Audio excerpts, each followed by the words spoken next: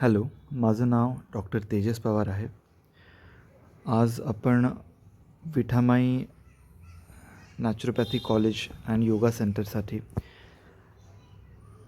Sensory organ नोजवरती lecture घेणार आहोत. आज आपण नोज, नेझल कॅव्हिटी, सगळे नेझल सायनसेस, पॅरानेझल सायनसेस, कुठले बोन्स असतात त्याच्यामध्ये, कसे कसे स्पेसेस निर्माण होतात, त्यांची ॲनाटॉमी, त्यांचे फंक्शन्स थोडक्यात आपण आज गो थ्रू करूयात. आपल्याशी नॅचरोपॅथीमध्ये कन्सर्न ह्या सायनसेसशी जास्त होतं, जे आपले जलनीती करायच्या वेळेस जेव्हा पण आपण जे हॉट वॉटर असतं जे जेव्हा सायनसेस थ्रू पास होतं, ते एकमेकांशी कसे सायनसेस कनेक्ट होतात आणि कसं आपल्याला हेल्प होतं, हे सगळं आपण आज इन शॉर्ट पाहूया. तर आपली जी नेझल कॅव्हिटी आहे किंवा जी आपली अप्पर रेस्पिरेटरी ट्रॅक्ट आहे, त्याच्यामध्ये वी हॅव टू स्टार्ट सरफेसमध्ये. तो in the surface of the nose. तर सरफेस ॲनाटॉमीमध्ये these are the surface landmarks. तुम्हाला 2-3च नावं फक्त लक्षात ठेवा, आपल्याला सगळे नावं एवढे मस्त नाही आहेत. ग्लॅबेल्ला, दोघं आयब्रोज जिकडे जॉईन होतात त्याला आपण ग्लॅबेल्ला म्हणतो. नेझियॉन हे आपल्या नोजचं रूट असतं, जिकडे आपलं नोज सुरुवात होतं जिथनं. आणि हे जे दोघं असतात त्यांना आपण अले असं म्हणतो. These both bridges are known as alae. आणि हे जे मधलं जे स्किनचा जो टॅग असतो त्याला आपण कॉलुमनेला म्हणतो. आणि this is the tip of the nose. आणि हे जे बोन असतात ह्याला आपण नेझल बोन किंवा रायनॉन असं म्हणतो. तर हे होते आपले सरफेस ॲनाटॉमीचे मार्किंग. सरफेस ॲनाटॉमीनंतर आपण जेव्हा मध्ये नोजचं स्ट्रक्चर पाहायला जातो तेव्हा नेझल कॅव्हिटी आणि बाकीचे सायनस कशी असतात, का असतात, त्यांचं काय फंक्शन असतं ते आपण थोडक्यात बघूया. आता रेस्पिरेटरी सिस्टमचे काय फंक्शन्स आहेत हे सगळ्या फार नॉर्मल तुम्ही स्वतःही लिहू शकाल.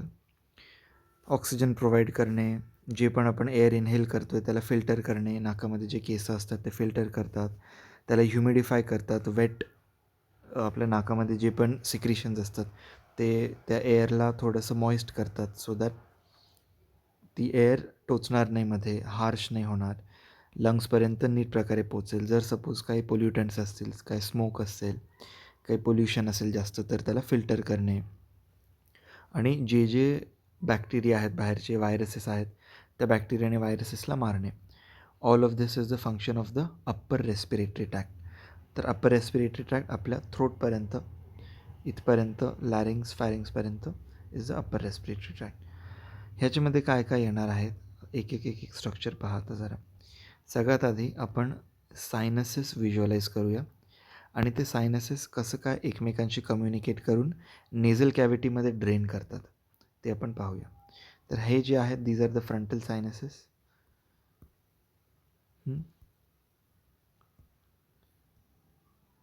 हे जे आहेत हे फ्रंटल सायनसेस आहेत. हे फ्रंटल सायनसेस पहा कसे नाकापर्यंत ड्रेन होत आहेत.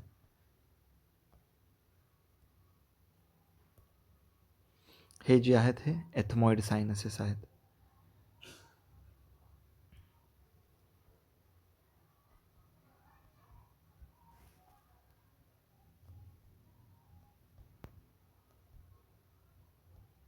हे आहेत आपले एथमॉइड सायनसेस.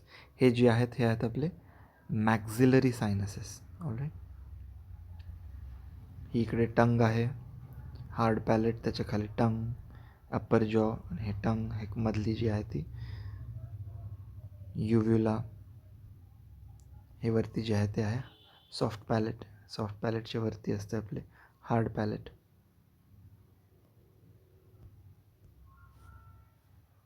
आता आपल्याला थोडं नीट प्रकारे बघता येईल. पहा परत स्ट्रक्चर सगळे. हे आहेत फ्रंटल सायनसेस, हे आहेत आपले एथमॉइड सायनसेस, हे आहेत मॅक्झिलरी सायनसेस, हे आहेत आपले हार्ड पॅलेट, ह्याच्या मागे आहेत आपले सॉफ्ट पॅलेट. आणि त्या सॉफ्ट पॅलेटला अटॅच्ड आहे छोटी जीभ.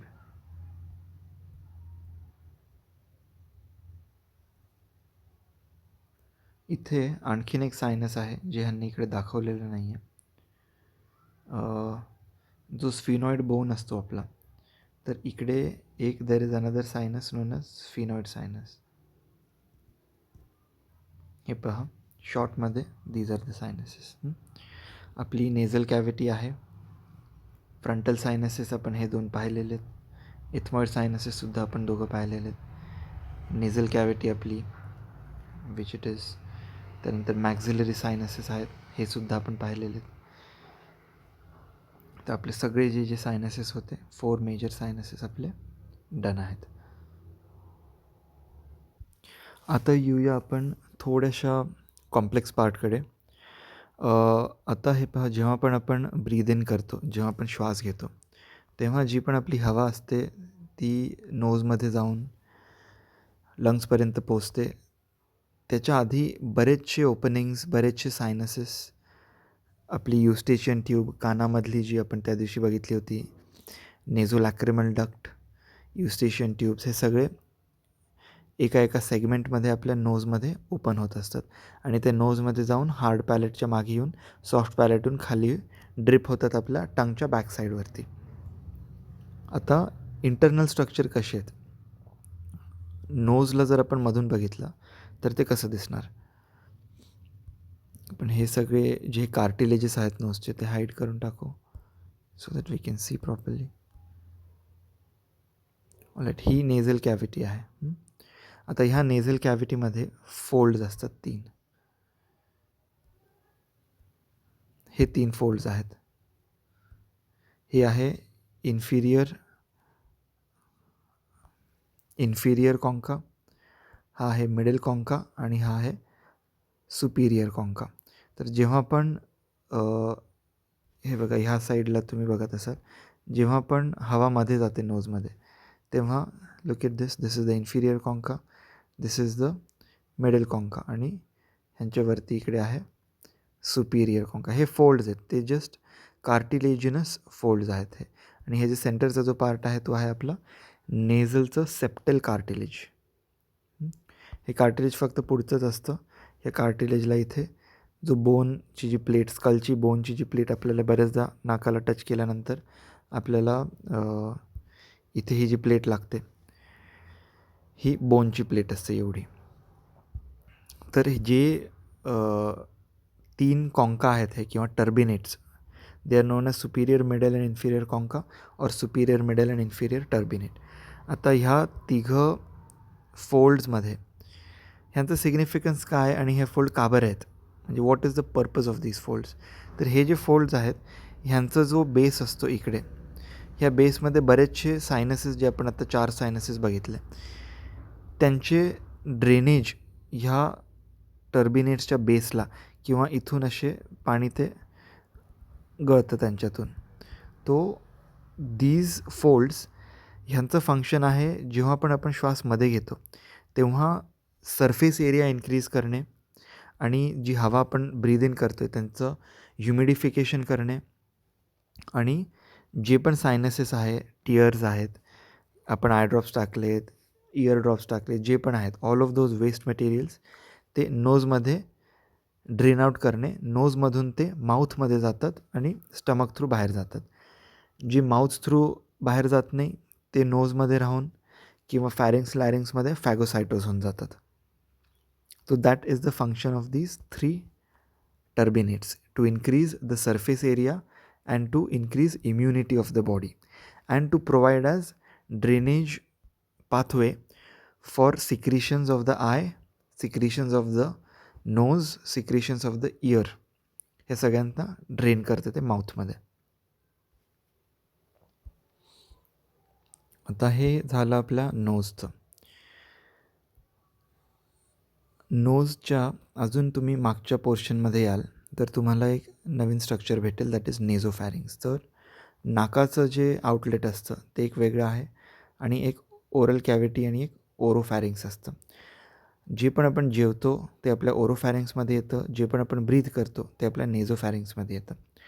आणि शेवटी both of these go into laryngopharynx. ह्यांच्या वरती इथे somewhere at around this area एपिग्लॉटिसचा जो फोल्ड असतो, that either lets the food inside the oesophagus or lets the air inside the larynx or pharynx.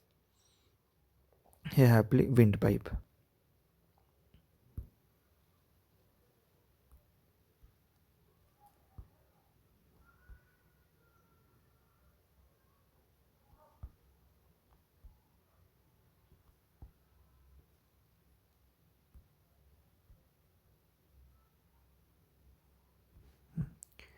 हे आपल्याला दिसत आहे.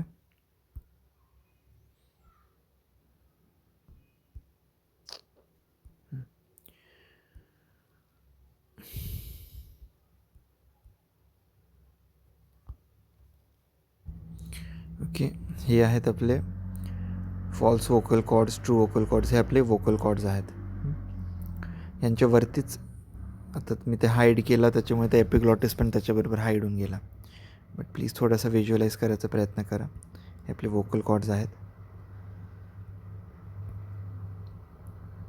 द लॅरिंगोफॅरिंग्स.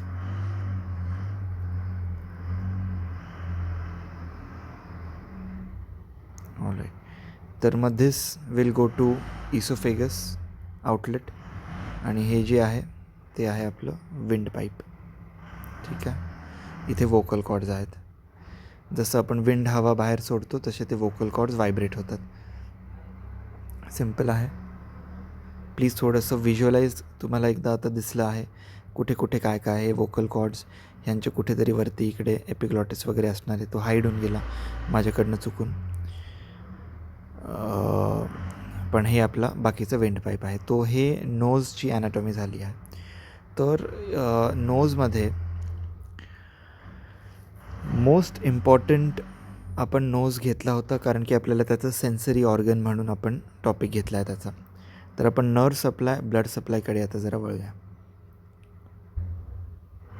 तर आपण आत्ता जे डायग्राम पाहिलेले आहेत त्यालाच फक्त प्लीज व्हिज्युअलाइज करा. इथे बघा, मी तुम्हाला मार्किंग करून देतो. हा आपलं फ्रंटल सायनस आहे जे आपण पाहिलं आहे. आता हा जो ब्रेन आहे हा असा नेझल सेप्टमवरनं कट केलेला आहे. हे आपलं नेझल कार्टिलेज आहे. दिस इज फ्रंटल सायनस. हे आपलं स्फिनॉइड सायनस आहे जे मी तुम्हाला आधी सांगत होतो. This is the sphenoid sinus. Alright. आता हे प्लीज पहा, ब्लड सप्लाय ह्याचं बघा. मेन ब्लड सप्लाय वरनं जो येतो आहे तो ऑप्थॅल्मिक आर्टरी आहे, कारण की नाकाच्या वरती आहेत आपले डोळे. Second, it is from the external carotid किंवा पॅलेटाईन आर्टरीज. तर हे जे पॅलेटाईन आर्टरीज आहेत, आपलं मी हार्ड पॅलेट आणि सॉफ्ट पॅलेट आपण आत्ता बघितलं. तर हे दोन जे आर्टरीज आहेत हे एक्सटर्नल कॅरोटिडचे ब्रांचेस आहेत. ह्यांच्या ब्रांचेस ज्या निघतात दीज कम, ह्यांना आपण स्फिनो पॅलेटाईन आर्टरीज म्हणतो, कारण की हे आपलं स्फिनॉइड सायनस आलं.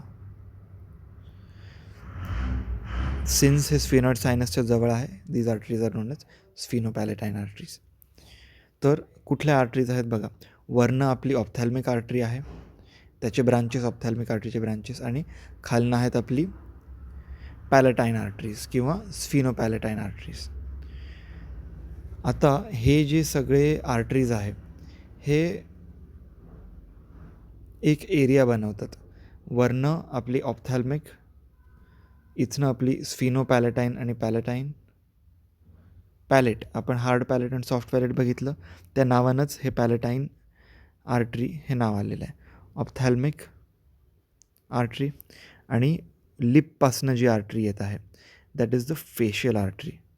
तर हे तीन आर्टरीज एकत्र येऊन इकडे एक प्लेक्सस बनवतात. हे सगळे आर्टरीज येऊन इकडे एक कलेक्शन ऑफ रिच ब्लड सप्लायचा जो कलेक्शन आहे इकडे एक बनवतात.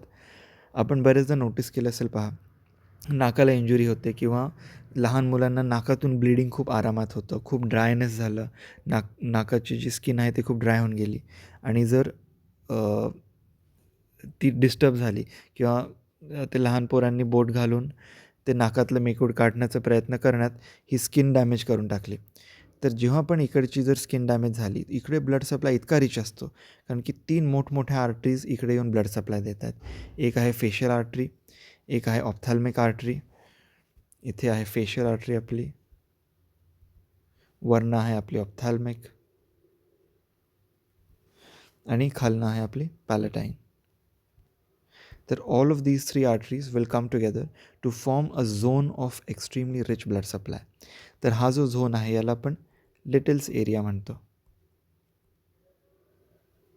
तर हा जो लिटल्स एरिया आहे, बरेचदा जेव्हा एपिस्टॅक्झिस होतं, नोजमधून जेव्हा ब्लिडिंग होतं, नाकामधून जेव्हा रक्त यायला लागतं, ते याला म्हणतो आपण एपिस्टॅक्झिस.